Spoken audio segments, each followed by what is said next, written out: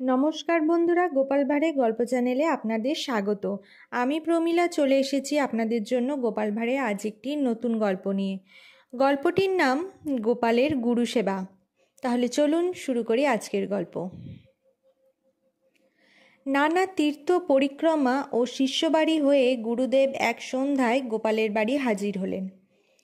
তিনি মনস্থির করে এসেছেন তার বাড়ি কিছুদিন কাটিয়ে নিজের বাড়ির উদ্দেশ্যে যাত্রা করবেন। গুরুদেব গোপালের বাড়ি এসে তার হাতে একটি টাকার থলি দিয়ে বললেন, এতে পুরো 1000 টাকা আছে, তোর জিম্মায় রেখে দে, আমি যাবার সময় তোর কাছ থেকে চেয়ে নেব। গোপাল এবং তার স্ত্রী গুরুদেবের পরিচর্যায় আত্মনিয়োগ করল।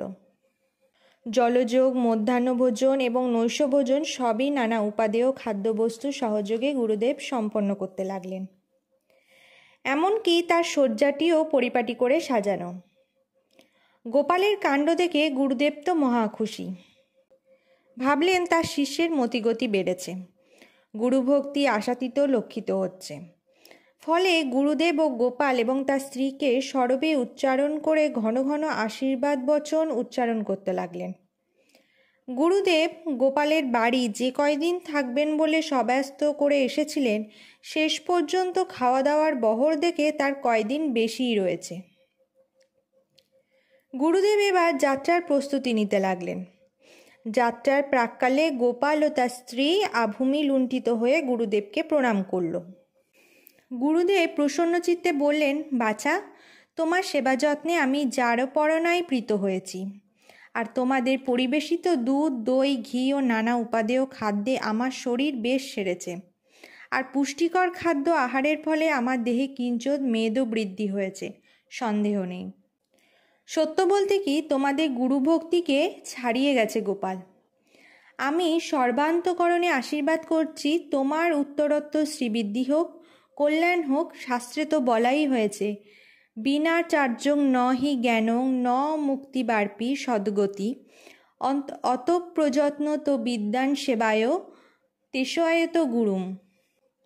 অর্থাৎ গুরুর উপদেশ ছাড়া কারো কখনো মুক্তি অথবা সঙ্গতি হওয়া সম্ভব নয়। তাই বিচক্ষণ ব্যক্তিরা গুরু সেবার মাধ্যমে গুরুর আদেশ লাভে ধন্য হবে। গোপাল, তুমি তো এমনিতেই প্রখর বুদ্ধির ধায়ক ও বিচক্ষণ, তোমাকে আর কী বা উপদেশ দেওয়ার আছে? আর মিছে দেরি করলে মায়া বাড়বে, ছাড়া কিছু না। যাও, আমার টাকার থলিটি কোথায় রেখেছো নিয়ে এসো। গোপাল ঘরে গিয়ে গুরুদেবের জমা রাখা টাকার থলিটি নিয়ে এলো। সেটি তার হাতে তুলি দিয়ে আবার ষষ্ঠাঙ্গে প্রণাম করল।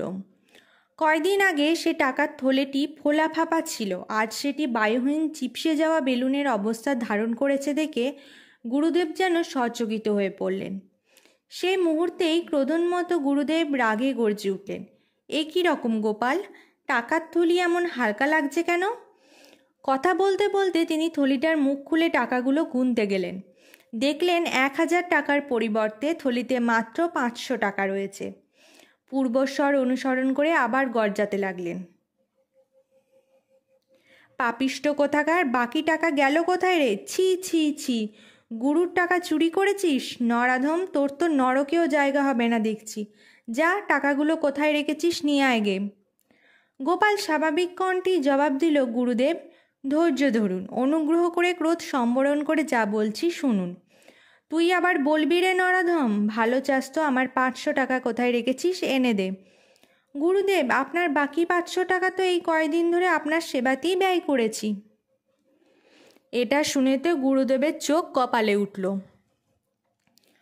তো বন্ধুরা, এই ছিল আজকে আমাদের গোপাল ভাঁড়ের একটি গল্প, গোপালের গুরু সেবা।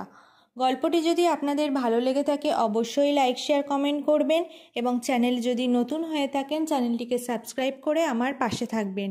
ফিরে আসবো খুব তাড়াতাড়ি নতুন একটি গল্পের সাথে। ধন্যবাদ।